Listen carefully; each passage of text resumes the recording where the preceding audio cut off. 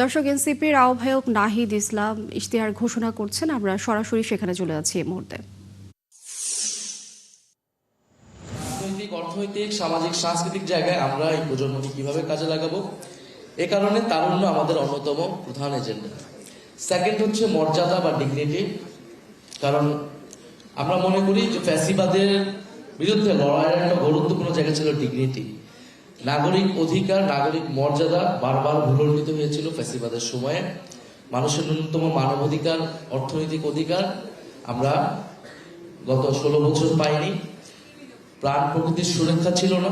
ফলে জাতীয় মর্যাদা এবং নাগরিক মর্যাদা এই দুইটা আমাদের প্রধান বিষয়। আমরা নাগরিক হিসেবে তার মানবাধিকার, অর্থনৈতিক অধিকার এবং রাজনৈতিক অধিকার কিভাবে নিশ্চিত করব, এবং আমাদের ন্যাশনাল ডিগনিটির কোশ্চেন, যে আমরা আমাদের জাতি হিসেবে বা রাষ্ট্র হিসেবে, জনগোষ্ঠী হিসেবে আমরা কিভাবে মর্যাদা নিয়ে দাঁড়াবো, একটা ডিগনিফাইড কান্ট্রি আমরা গড়ে তুলতে পারবো, সেটার জন্য আমরা আমাদের সক্ষমতা, আমরা আধিপত্যবাদ বিরোধিতার কথা বলতেছি, এটা আমাদের স্লোগান, কিন্তু আমি কিভাবে আধিপত্যবাদ বিরোধিতা করব, আমার সাথে এতগুলো পরাশক্তি বা যারা বাংলাদেশকে ডমিনেট করতে চায়, সেটার একমাত্র সমাধান হচ্ছে আমার নিজের সক্ষমতা বৃদ্ধি করা, নিজেকে গঠন করা, নিজের অর্থনীতি, রাষ্ট্র, সেটাকে আমি আবার কিভাবে তৈরি করব, সেটাই আমার ন্যাশনাল ডিগনিটি বৃদ্ধি করবে।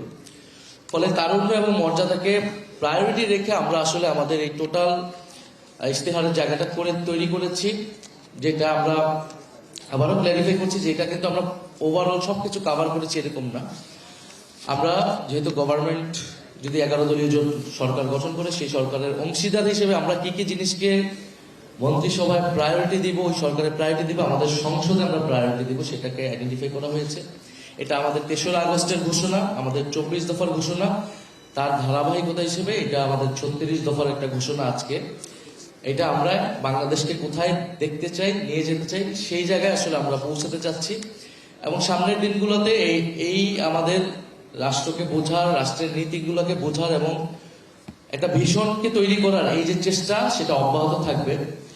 আমি আপনাদের সামনে যে 36 দফা, সেটা পুরোটা পড়বো না, কারণ সেইটা অলরেডি আলোচনা এসেছে। আমি হয়তো গুরুত্বপূর্ণ কিছু পয়েন্টগুলো নিয়ে আলোচনা করব।